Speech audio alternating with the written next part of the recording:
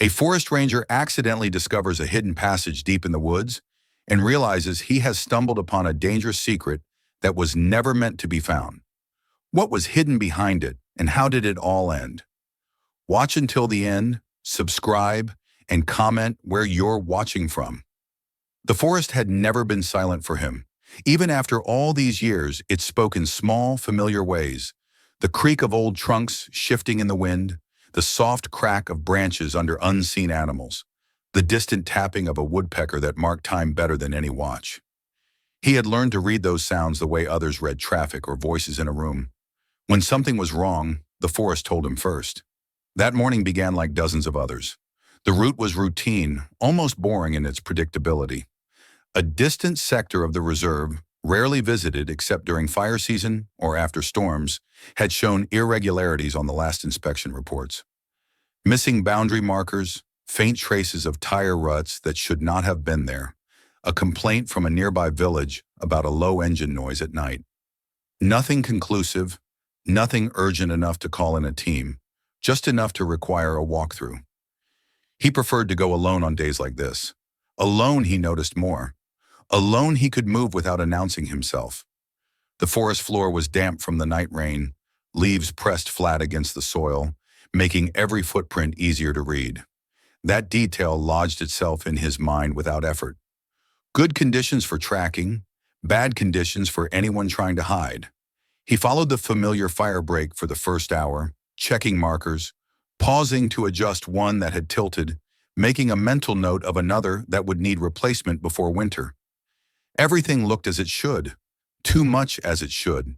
The sense of unease crept in slowly, not as fear but as irritation. The way a wrong note in music bothered him, even if he could not immediately identify it. The first sign was grass. Not crushed completely, not trampled in a hurry, but pressed down in a narrow, deliberate line between young birches where no trail existed. He stopped and studied it. The blades bent in the same direction, flattened repeatedly, not by wind or animals, but by boots. Human boots, heavy ones, used often enough to leave a path without ever becoming a path. He followed it a few steps, then another. The line widened, cut cleanly through undergrowth that normally grew thick this time of year. Branches had been removed, not snapped or broken, but cut at uniform angles. A tool had been used. Recently, the exposed wood was still pale beneath the bark. He crouched and examined the ground. Several footprints overlapped, different sizes, different treads. Some deep, some lighter, suggesting both load-bearing movement and lighter scouting passes. He straightened slowly, scanning the trees. This was not a hunter's shortcut or a lost hiker's mistake. This was repeated use. Farther on, the soil changed. Patches of clay appeared where none should have been, smeared across leaf litter as if carried in on tires. When he found the first clear track, he exhaled slowly through his nose. The imprint was wide, heavy, pressed deep enough to displace stones. Not a quad bike, not a tractor from the village. Something larger, something that had no business being here. He followed the tracks carefully, staying to the edges, stepping on stones, roots, hardened ground where possible. The forest opened slightly ahead, the trees thinning in a way that felt wrong. He smelled earth before he saw it, raw and damp, recently disturbed. Then the hill came into view. At first glance it looked natural, just another rise in a landscape shaped by centuries of erosion. But the longer he looked, the more the illusion broke apart. The slope was too even. The soil composition changed abruptly halfway down, darker earth layered over lighter clay. Vegetation around the base was flattened and rearranged, not crushed randomly, but cleared just enough to allow passage. He moved closer, heart steady, breathing slow. At the center of the slope was a shadow that did not belong, a recess cut into the earth, wide enough that his mind struggled to accept it all at once. Metal glinted faintly in the dim light beneath the canopy. The gate dominated the opening. Vertical bars, thick and heavy, set deep into the earth and rock. The structure was massive, industrial, out of place in a forest that had never known factories. Rust marked its surface, but not evenly. In several places the corrosion looked fresh, blooming in streaks that ran downward from new welds. The metal had been worked recently. He did not touch it. He leaned close enough to see details without leaving evidence. The bars bore scratches where something hard had scraped against them, again and again. The ground directly in front of the entrance was compacted, pressed flat by repeated weight. Drag marks cut through the dirt, straight and purposeful. This was not drainage, not storage for forestry equipment, not a forgotten military relic, despite the temptation to think so. The scale alone ruled that out. Whatever lay behind that gate required space, required access, required planning. He stepped back and studied the surroundings. Tire tracks curved toward the hill from two different directions, converging like veins. Nearby, a small clearing showed signs of turning vehicles. The soil churned and then carefully brushed over with branches in a half-hearted attempt at camouflage. Someone had tried to make this look accidental, natural. They had failed. He memorized everything. The angle of the slope, the spacing of the trees, the cracked boulder to the left, the dead pine leaning to the right. If he returned, he would find this place again without difficulty. The forest around him felt suddenly different, not hostile, not yet, but alert. He became acutely aware of how visible he might be, how sound carried in still air. He listened, straining for the distant growl of an engine, the snap of a branch that did not belong to him. Nothing. That absence unsettled him more than noise would have. He forced himself to step away without haste, retracing his path only briefly before veering off, circling wide to avoid leaving a clear trail. He chose stones, fallen logs, patches of bare rock where footprints would not last. His mind worked relentlessly, testing explanations and discarding them one by one. Someone had built this. Someone maintained it. Someone used it. And someone would notice if it drew attention. By the time he reached the outer trail again, his routine had dissolved entirely.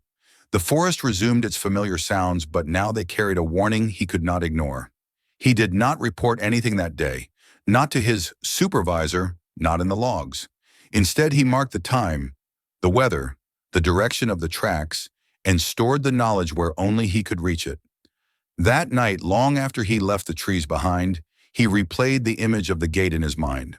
The fresh welds, the pressed earth, the careful concealment that assumed no one would ever look closely enough. He understood then that he had crossed an invisible boundary. Whatever lay beyond that metal did not exist officially, and the fact that he had seen it meant that his work had changed. The forest had shown him something it usually kept hidden. Before sleep finally came, he made a decision that felt less like a choice and more like an obligation. At first light he would return, not to interfere, not to open the gate, only to confirm whether the forest would change again. Because if it did, that would mean the place was alive. He returned before the forest fully woke. The decision had settled during the night with the slow certainty of something unavoidable. He did not frame it as curiosity nor as duty. It was simply the next logical step after what he had seen. If the place was active, the forest would show it. If it was abandoned, time and weather would have begun reclaiming it already. One more look, careful and controlled, would tell him which truth he was dealing with. He changed his route deliberately. Instead of following the fire break, he cut through a rocky stretch where roots broke the surface and stones jutted out like ribs. Footprints would not last there. He moved slower than the day before, stopping often, not because he felt watched, but because he refused to assume he was not. The rain had done its work. Fresh impressions stood out clearly against the darkened soil. Even before he reached the hill, he knew the answer. The forest had changed again. New tire marks crossed the older ones, still sharp at the edges, the displaced earth moist and heavy. Someone had driven in after he left the day before. The tracks angled slightly differently this time, suggesting either a different vehicle or a deliberate change of approach. He followed them at a distance, circling until the hill came into view from another side. The entrance looked the same at first glance, but not to him. The ground near the gate had been disturbed again. The drag marks were deeper, longer, as if heavier objects had been moved. Near the base of the bars, the soil showed fresh compression, the kind that came from repeated stops rather than a single pass. People had stood there, waited there. He stayed hidden, studying the area for several minutes before moving closer. Nothing shifted. No sounds carried through the trees. Whatever activity had taken place was already over. He approached the gate slowly, keeping to the edge of the slope. He resisted the urge to touch anything. Instead, he leaned in just enough to peer through the gaps between the bars. The space beyond was larger than he had expected. Not a tunnel narrowing into darkness, but a broad chamber carved into earth and reinforced with concrete. The floor near the entrance was packed hard, flattened by repeated movement. Faint tracks crisscrossed it, some from wheels, others from boots. The air carried a muted smell of fuel and damp metal, old enough not to sting, fresh enough to linger. Scattered near the entrance were objects no one had bothered to hide. Pieces of torn plastic wrap clung to the ground. A broken pallet board lay half buried in dirt. He recognized the shape of industrial packaging, the kind used to stabilize cargo rather than protect it. Nearby, a length of binding strap lay discarded, its cut end clean and deliberate. He shifted his angle slightly and caught sight of markings on the far wall. Simple arrows, numbers written in chalk or paint, partially smeared but still legible. They were not random. They formed a pattern, directions converging and diverging, as if this place served not as a destination, but as a junction. The realization tightened something in his chest. This was not storage, not in the usual sense. Items passed through here, briefly, long enough to be sorted, redirected, moved again. He looked for signs of long-term occupation and found almost none. No bedding, no fires, no attempts at comfort. Even the trash was minimal, functional. Whoever used this place did not linger. They came to work and left. At the base of the wall, partly hidden behind a concrete support, he spotted a metal canister.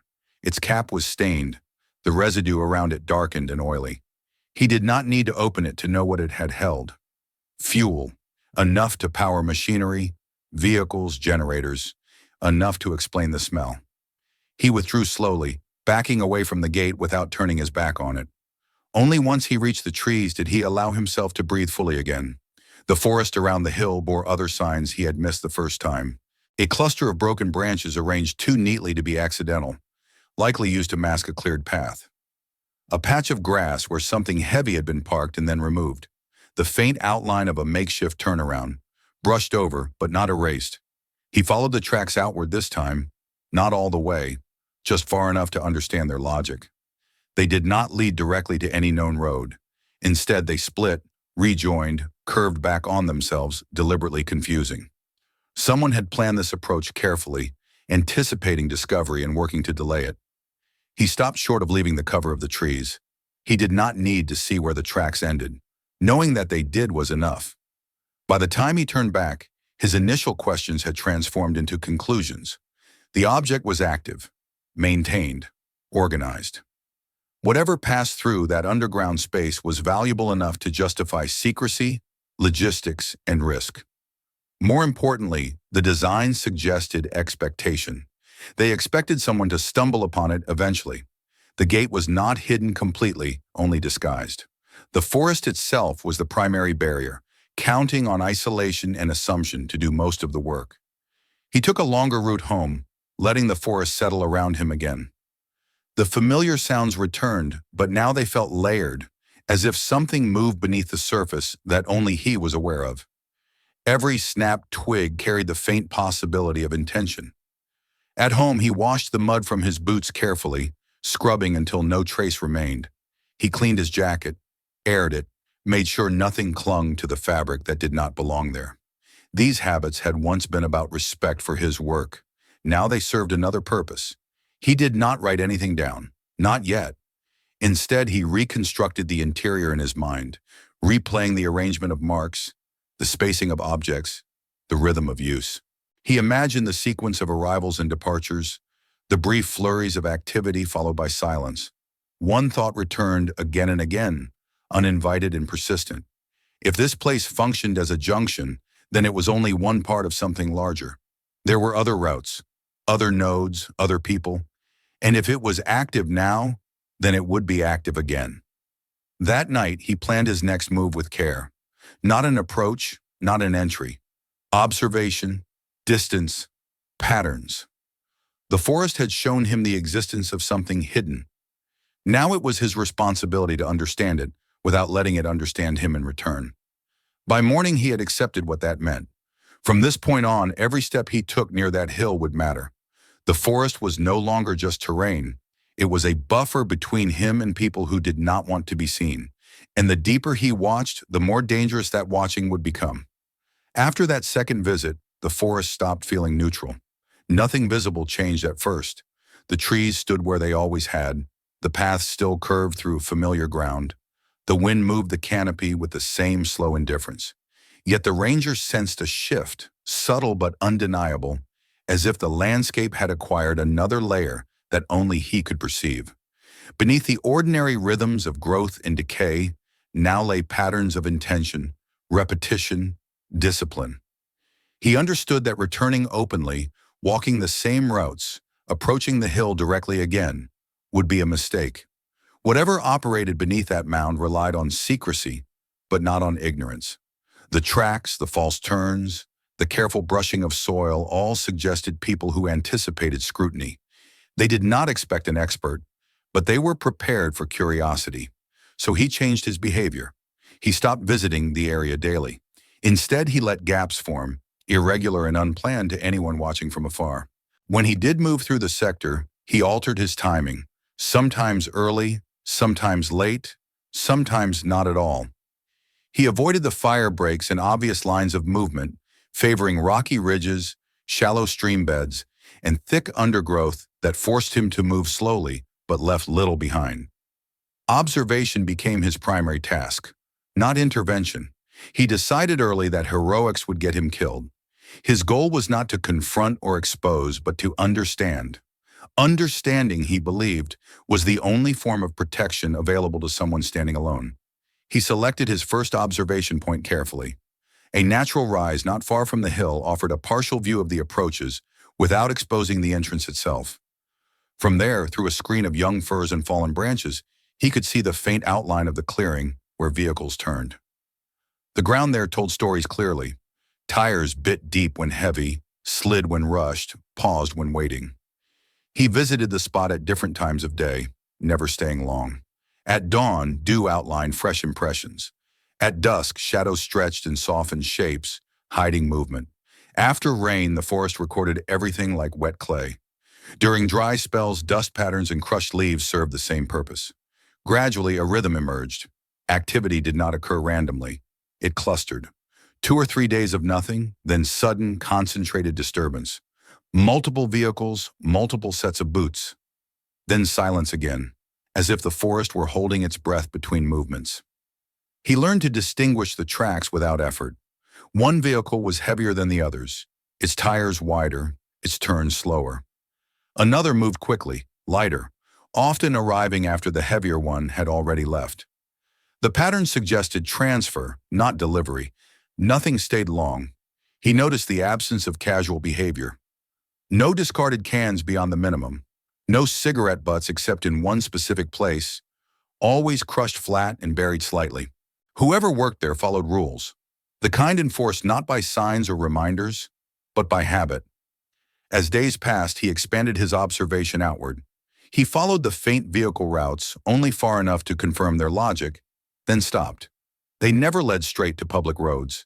Instead, they curved, doubled back, crossed shallow ravines, merged briefly with animal paths before separating again.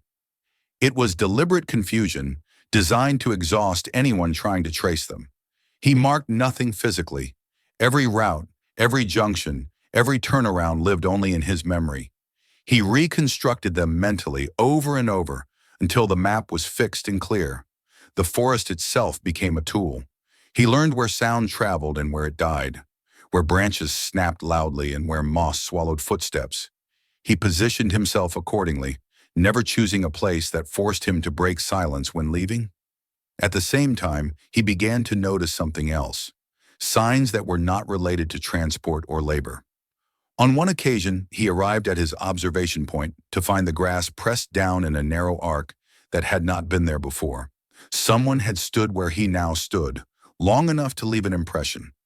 Another day, he noticed a branch broken at eye level, not by accident, but by someone clearing a line of sight. They were subtle signals, easy to dismiss individually. Together, they formed a pattern that made his pulse slow and deliberate, rather than fast with fear. The area was not unguarded. Someone watched the watchers. He adjusted immediately. He abandoned that observation point entirely and did not return for several days. When he resumed, it was from a less optimal angle, farther away, where he could see less but risked even less. This was when the pressure began to seep into his thoughts. At work, nothing was said outright. No accusations, no questions that directly pointed toward the hill. But conversations shifted. A colleague mentioned that someone had asked about activity in the outer sectors. Another joked about smugglers and secret tunnels, laughing too easily as if testing reactions. He kept his face neutral, his responses dull. Experience had taught him that curiosity was dangerous when aimed in the wrong direction. At home, he changed habits he had not realized were habits until he altered them. He parked in different spots, took different routes to and from the station, left the lights on in rooms he did not use, creating the impression of movement. Sleep became lighter, not restless, but alert. He woke easily, listening, cataloging sounds until they resolved into ordinary night noise. Despite the growing tension, he resisted the urge to act. Instead, he focused on collecting one thing he believed would matter most if he ever needed to explain himself: consistency. Dates, weather conditions, patterns of activity, evidence that what he had found was not an anomaly, but a system. He did not write it down. Not yet. But he rehearsed it mentally every night, as if preparing for an interrogation that might never come. One evening, after a long period of inactivity, he returned to the edge of the sector and found fresh tracks leading not toward the hill, but away from it. Lighter this time, footprints only. They moved carefully with frequent stops, as if someone were checking angles, listening, watching. They overlapped, briefly, with where his own tracks would have been days earlier. The message was clear without words. Someone knew the area was being observed. They were not certain by whom or how much had been seen, but they were aware enough to respond. He withdrew that night without approaching the hill at all. By the time he reached home, the realization had settled fully. This was no longer a matter of curiosity or even duty. It was a matter of survival. Every choice he made from now on would either extend his margin of safety or erase it. The forest still spoke to him, but now it did so in a language that carried consequences. And as he lay awake in the dark, listening to the distant, ordinary sounds of the world, he understood that watching had already changed him. From this point forward, there would be no simple way back to ignorance. By the time he accepted that the forest was no longer a neutral space, the understanding had already reshaped the way he moved through it. Observation alone was no longer enough. What he needed now was interpretation. Patterns only mattered if they revealed intent, and intent only mattered if it pointed to the people behind it. The activity around the hill grew more refined rather than more frequent. That, more than anything else, told him he was dealing with professionals. Movements became cleaner. Tracks appeared and disappeared with increasing discipline. Where earlier there had been mistakes, half-erased tire marks, scattered debris, now there was efficiency. The forest still recorded what happened, but only faintly, as if someone had learned its language and begun to speak it fluently. He noticed that repairs at the entrance had accelerated. Fresh wells appeared in new places, not haphazardly, but in reinforcement points that suggested stress testing. The gate had been adjusted, its bars realigned with careful precision. Someone had replaced a locking mechanism recently, the metal too clean, the wear patterns inconsistent with the rest of the structure. This was maintenance, not improvisation. Inside, from the limited glimpses he could safely allow himself, the space looked more ordered. Objects were stacked more uniformly. The markings on the walls had been updated, some erased, others redrawn with sharper clarity. This was not the work of men guessing their way through a risky operation. This was a system under management. He expanded his observation perimeter again, cautiously, not toward the hill, but outward, following the invisible threads that connected it to the rest of the forest. It was then that he discovered the second node. Several hundred meters away, hidden among thicker growth, the ground bore signs of prolonged waiting. Tires had compressed the soil in overlapping patterns, not from turning or loading, but from idling. Small depressions marked where jacks had been used, perhaps to adjust weight or deal with mechanical issues. The trash here was different, more casual: food wrappers, bottles, cigarette remnants buried shallowly, as if the person who discarded them had been in no hurry. This was not a transit point. It was a staging area. From there, he understood more clearly how the operation functioned. Vehicles did not approach the hill directly. They gathered elsewhere, waited, then moved in short, controlled bursts. One group arrived, another departed. The forest between those points acted as insulation, absorbing noise, hiding movement, fragmenting any attempt at tracking. What unsettled him most was how well it all fit together. No single trace revealed the whole picture. Only someone who understood terrain, logistics, and human behavior could assemble it. And that meant the people running this were not amateurs. They had money, planning, and time. The realization crept outward into his professional life. Questions began appearing where none had before. Not direct ones. Casual remarks about workload distribution, suggestions that certain sectors might need less attention for a while, a proposed schedule adjustment that would conveniently move him away from the area he knew too well. None of it was overt. All of it was plausible. That was the danger. He began to pay attention not only to what was said, but to who said it and when. A supervisor who never cared about route details suddenly asked how often he checked the outer zones. A colleague mentioned with forced humor that someone had complained about forestry vehicles being seen near private land. The comment was framed as gossip, but it landed like a test. He responded with disinterest, shrugged, redirected conversations toward weather, paperwork, routine matters. He did not defend himself. He did not volunteer information. Experience had taught him that denial invited scrutiny, while boredom discouraged it. Still, the pressure grew. One afternoon, while reviewing old maps in the station office, he noticed something missing. A section of archived documentation related to terrain modifications from decades earlier had been removed or replaced. The change was subtle, easy to overlook unless one knew exactly what should have been there. Someone had edited the past. That discovery hardened his resolve. This was not merely an illegal operation hiding in the woods. It was one protected, at least in part, by access to official channels. The forest was convenient because it belonged to no one individually and to everyone collectively. Responsibility blurred easily there. He shifted tactics. Direct observation of the hill became secondary. Instead, he focused on collecting indirect evidence that could not be dismissed as coincidence. Patterns of soil displacement consistent with repeated heavy loads. Fuel residue that exceeded what any authorized vehicle would require. The uniformity of packaging remnants. The repeated use of specific access points despite attempts at concealment. He memorized everything. The way a particular tire track always veered slightly left. The specific knot used on binding straps. The consistency of times when activity peaked. These were details only a system produced. At the same time, he noticed signs that his own movements were being noticed. Once, returning to an observation point he had not used in weeks, he found a single footprint where none should have been. Light, balanced, facing outward as if someone had stood there briefly, looking for something rather than watching it. Another time, a branch he relied on for concealment had been trimmed just enough to open a narrow line of sight. They were not warnings. They were assessments. He responded by withdrawing further. He reduced his presence near the hill to near zero for several days, forcing whoever monitored the area to work without feedback. When he returned, it was from an entirely different angle, one that offered less information but more safety. This was when he accepted that time was no longer on his side.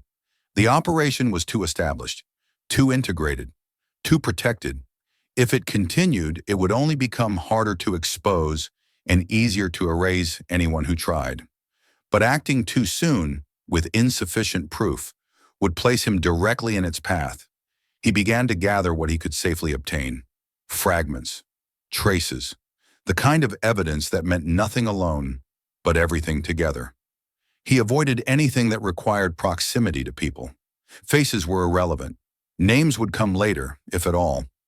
What mattered now was demonstrating scale and intent. One evening, as light faded and the forest settled into its familiar twilight rhythm, He returned to a position overlooking the distant staging area. He stayed longer than usual, alert, senses stretched thin. For a long time, nothing happened. Then faintly, movement registered at the edge of his vision. Someone was there, not working, watching. The figure remained still, partially obscured, posture relaxed but attentive. A guard, not a laborer. The realization settled heavily in his chest. Guards existed to protect something valuable. He withdrew without being seen, heart steady, movements controlled. By the time he reached the edge of the forest, the conclusion was unavoidable. The people behind the underground hub were not merely criminals exploiting isolation. They were organized, resourced, and prepared to defend what they had built. And they were beginning to close the circle around the only person who truly understood how their system worked. From that moment on, every decision would narrow his options. The forest still offered cover, still whispered warnings to those who listened closely enough. But the margin for error had grown thin, and the cost of miscalculation had become painfully clear. He was no longer just observing something dangerous. He was being measured by it. The forest had taught him patience, but it had also taught him when patience became paralysis. After weeks of observing patterns tighten and defenses sharpen, he understood that waiting indefinitely would only reduce his chances. The people operating beneath the hill were adapting. They sensed scrutiny, even if they could not yet define it. If he wanted proof that could not be dismissed or quietly buried, he would have to take a risk. The decision did not come suddenly. It formed slowly, layered over nights of restless thought and days of careful restraint. He did not frame it as bravery.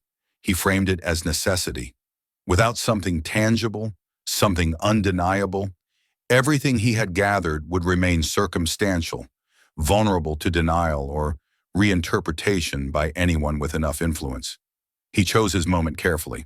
A steady rain had fallen through the night, soaking the ground and softening the soil. Rain erased some traces, but it also revealed others. Fresh activity would stand out sharply against the saturated earth. More importantly, the sound of rainfall muffled movement, giving him a narrow margin of cover. He prepared with precision. He carried nothing unnecessary, no tools that could clink, no equipment that could snag. His clothing was muted, worn, familiar to the forest. He planned 3 separate escape routes before he even stepped into the trees, each one leading through terrain that favored disappearance over speed. He approached the sector indirectly, looping wide before closing in. The closer he came to the hill, the more carefully he moved, placing each foot with deliberate restraint.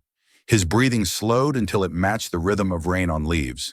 The first sign of trouble appeared sooner than he expected. Near the base of the slope, the ground bore marks so fresh they glistened. Footprints pressed deep into the mud, edges still sharp, water pooled at their centers. Someone had been there recently. Too recently. He paused, senses alert, scanning the surrounding trees for movement or shape that did not belong. He considered retreating immediately. The impulse was strong, instinctive. But retreat without confirmation carried its own danger. If activity was ongoing, it meant the operation was in motion.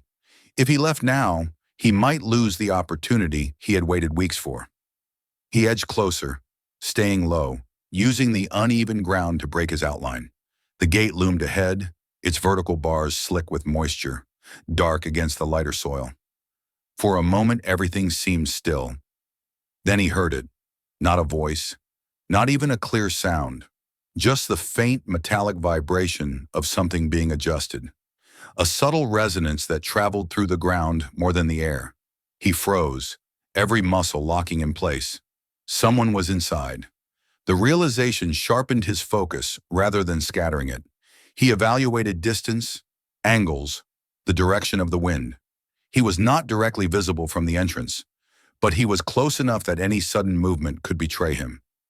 He waited.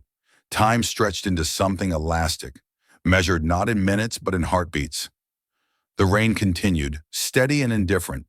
The sound beneath the hill stopped, then resumed, closer this time. Footsteps, careful and unhurried, approached the gate from inside. He withdrew without turning, easing back inch by inch until the slope shielded him from view.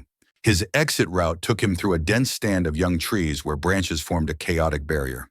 He let them scratch and pull at his clothing, rather than pushing them aside, accepting minor pain in exchange for silence. Behind him, he sensed movement. Not pursuit exactly, but awareness. Someone had come to the entrance and paused. Listening. He did not wait to confirm it. The escape route forced him into a shallow ravine where rainwater pooled and flowed. He stepped directly into it, following the stream bed upstream, letting the water erase his tracks.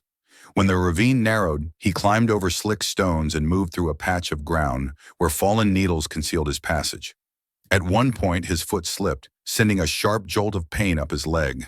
He bit it back and kept moving, adrenaline flattening the sensation into something distant and manageable. Stopping was not an option. Only when he reached a rocky ridge far from the hill did he slow, crouching behind a cluster of boulders and listening. No sounds followed him, no voices, no hurried steps. The forest closed around him again, resuming its ordinary rhythm as if nothing had happened. He remained there for a long time, forcing his breathing to steady, letting the rush drain away. The danger had been real, immediate, not hypothetical.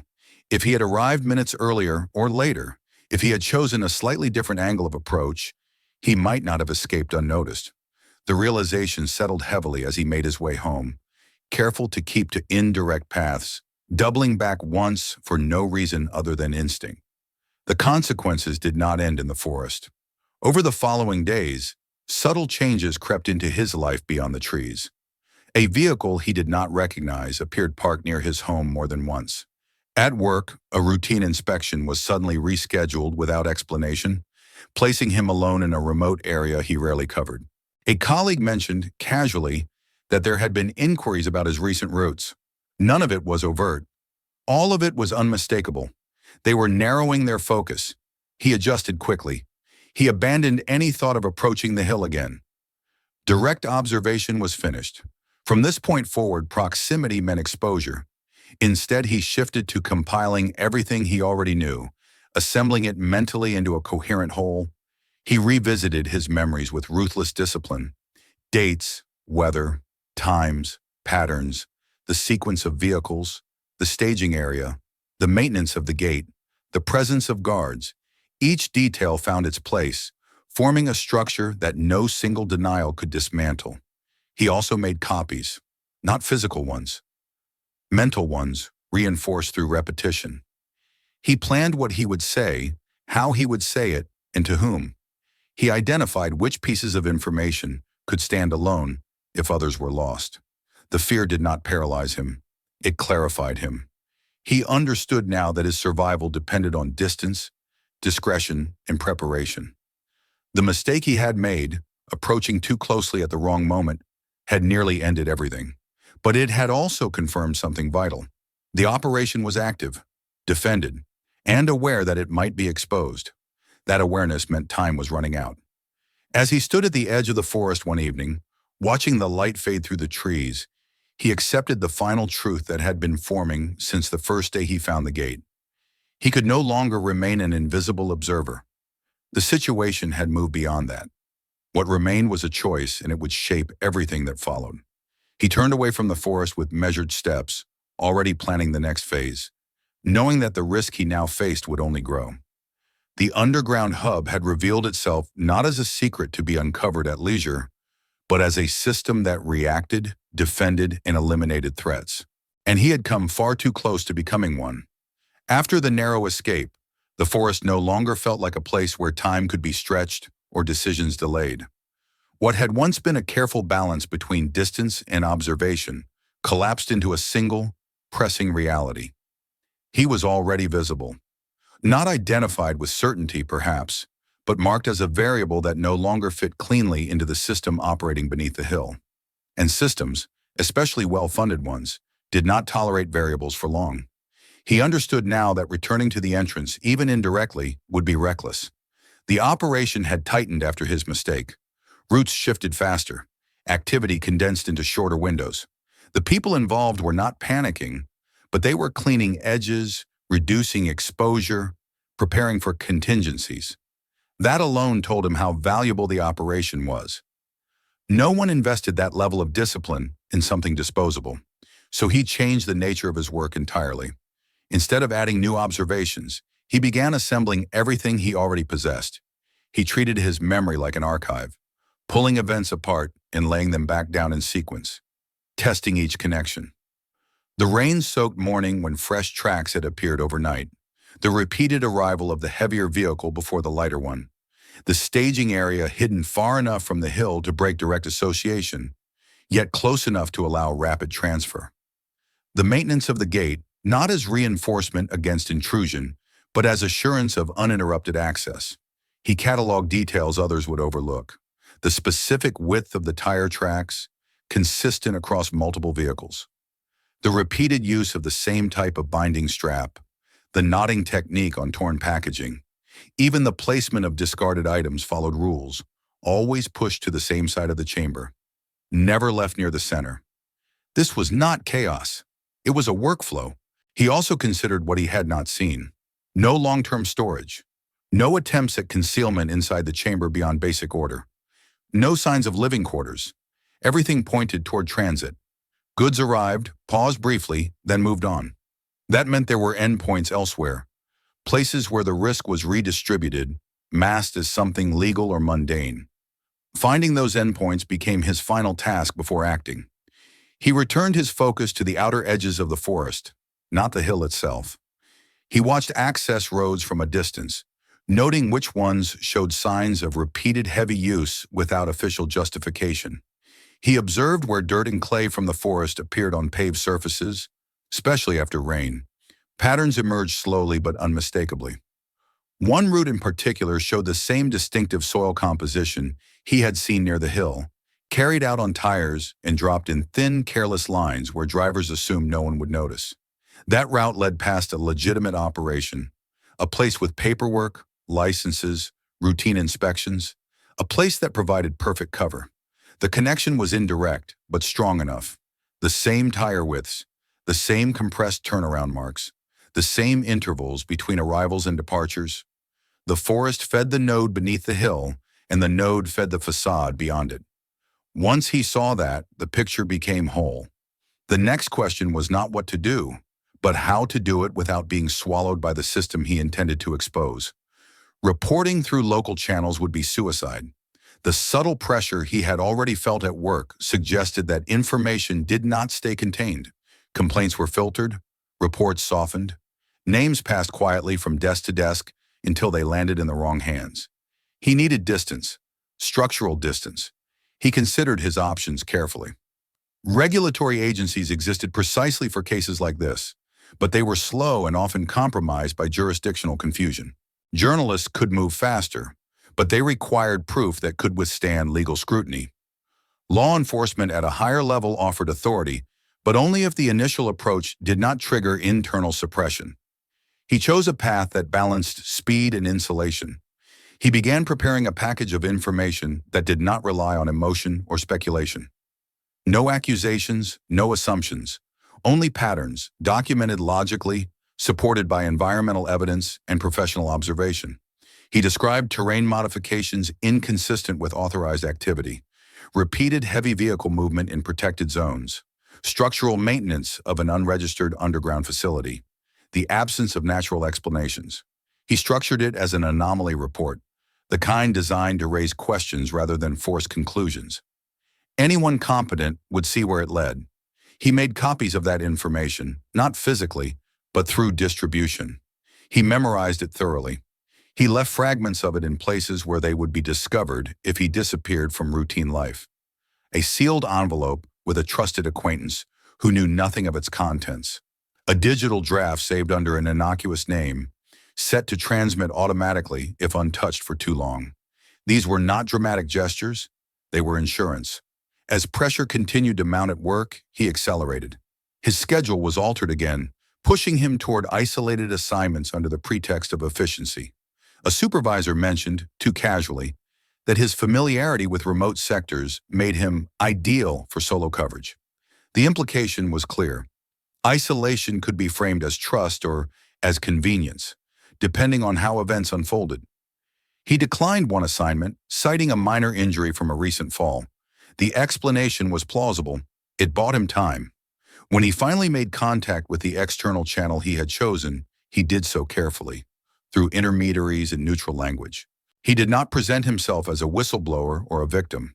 He presented himself as a professional encountering repeated, unexplained deviations from environmental and operational norms. The response came faster than he expected. Questions followed, precise and technical.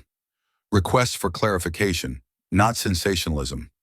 The people on the other end understood what he was describing, even if they did not yet say so aloud. That alone told him he had chosen correctly. Within days, subtle changes rippled outward. Vehicles near the forest began arriving at odd hours. The staging area saw increased activity, but also haste. Items were moved more quickly. Waste was removed more thoroughly. The gate underwent additional modifications, not for strength, but for concealment.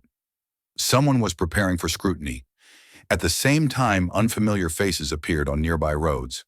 Official vehicles, unmarked but purposeful. Movements that mirrored the discipline he had observed beneath the hill, but carried a different intent. Surveillance met counter-surveillance, quiet and careful. He stayed away from the forest entirely during this period. His role now was to remain stable, predictable, unremarkable. Any deviation could draw attention or disrupt whatever process he had set in motion. The tension reached a steady, uncomfortable plateau. He knew that the system beneath the hill was being squeezed, not enough to collapse immediately, but enough to provoke mistakes. That was always the way. Complex operations failed not when confronted directly, but when forced to move faster than their design allowed. One evening, as he stood outside his home, watching clouds drift across a fading sky, he heard the distant sound of engines where none should have been. The noise was faint, controlled, but unmistakable. Activity had spiked. The endgame had begun. He felt no satisfaction, only a measured resolve. He had not set out to dismantle a criminal network or expose corruption.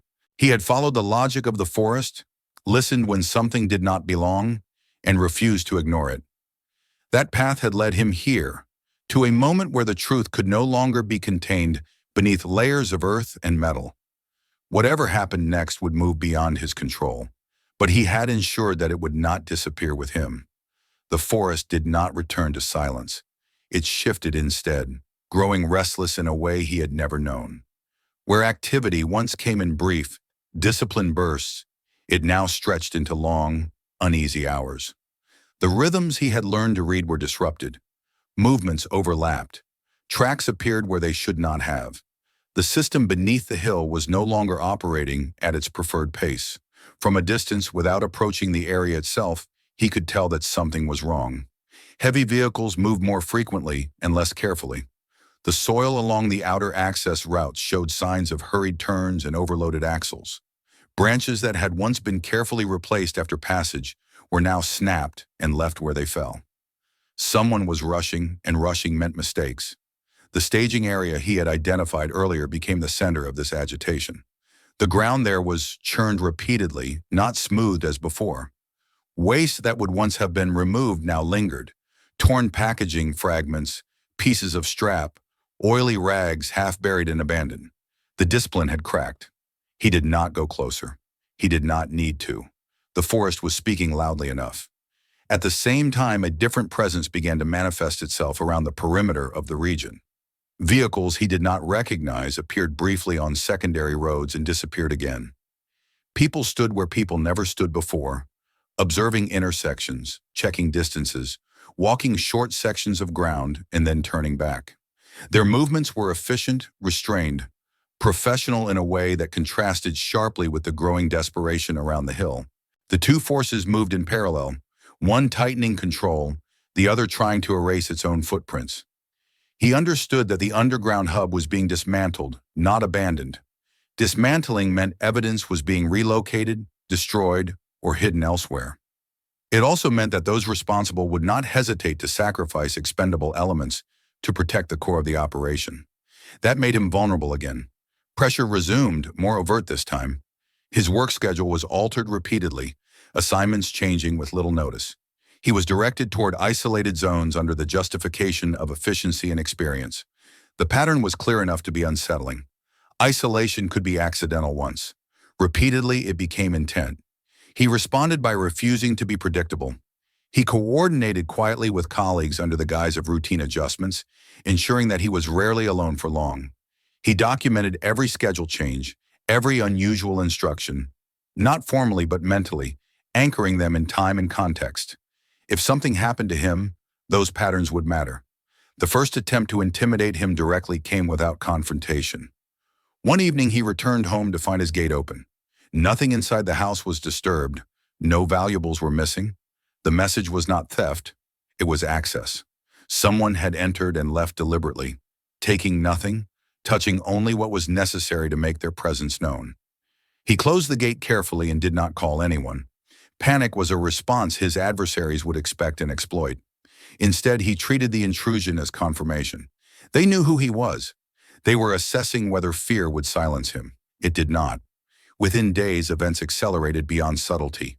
A convoy moved through the forest at night, engines running longer than before, noise bleeding farther into the surrounding hills. By morning, signs of a crude attempt at concealment were everywhere. Fresh soil had been dumped unevenly. Tire ruts crossed over one another chaotically.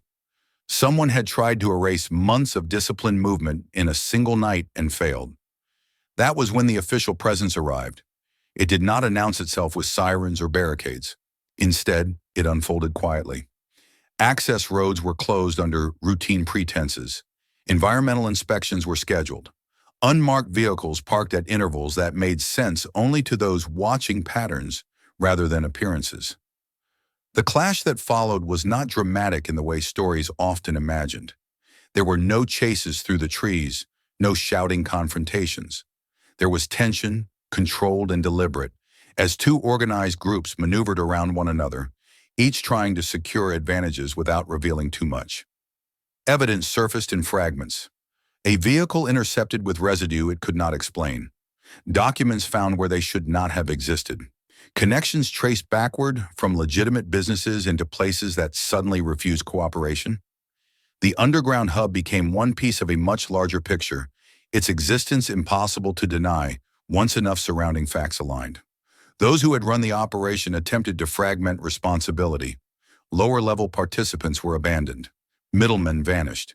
Blame was displaced sideways and downward. It was a familiar pattern, and it failed only because too many independent threads had already been pulled. He was questioned eventually, but not as a suspect. The conversations were careful, respectful, technical. He described what he had seen without embellishment, without accusation. He spoke of soil displacement, of repeated vehicle movement, of structural maintenance inconsistent with abandonment. He did not speculate on motives or identities. He let the facts speak. They listened. When the entrance beneath the hill was finally breached officially, it revealed exactly what he had understood it to be. A transit node, reinforced chambers, evidence of rapid loading and unloading, routes mapped in chalk and paint, traces of materials long gone but unmistakable in their absence.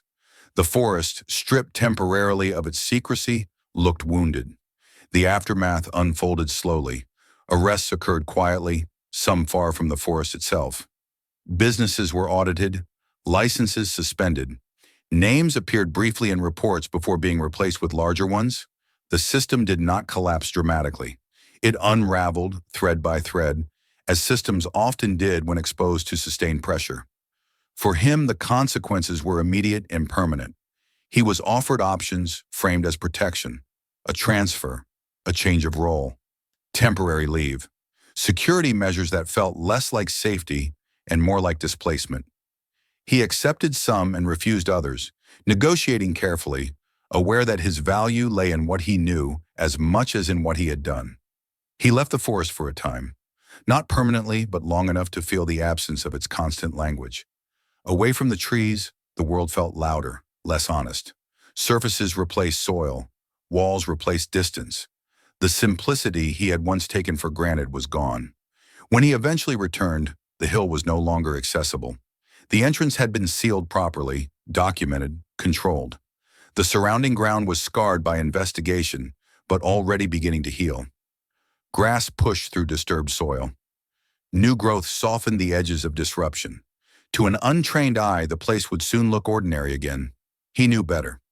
The forest had returned to its familiar rhythms, but he no longer moved through it as he once had. Knowledge changed perception irrevocably. Every quiet clearing carried the memory of what could be hidden. Every smooth trail suggested hands that might have shaped it deliberately. He continued his work, but with an altered understanding of its weight. Protecting the forest was no longer just about fire prevention or illegal dumping. It was about vigilance against those who exploited isolation, who assumed that distance equaled invisibility. In the end, there was no triumph, only endurance. The underground hub was gone, dismantled or buried beneath layers of bureaucracy and earth. The people behind it scattered or imprisoned. The forest remained, patient and resilient, bearing the marks of intrusion as it always had throughout history. He walked its paths with the same steady steps as before, listening closely. And when something did not belong, he knew he would hear it again. If this story kept you hooked, make sure to subscribe so you don't miss the next one. Watch our other videos for more hidden truths and shocking discoveries. And don't forget to share this video with friends who love real stories that go deeper than they seem.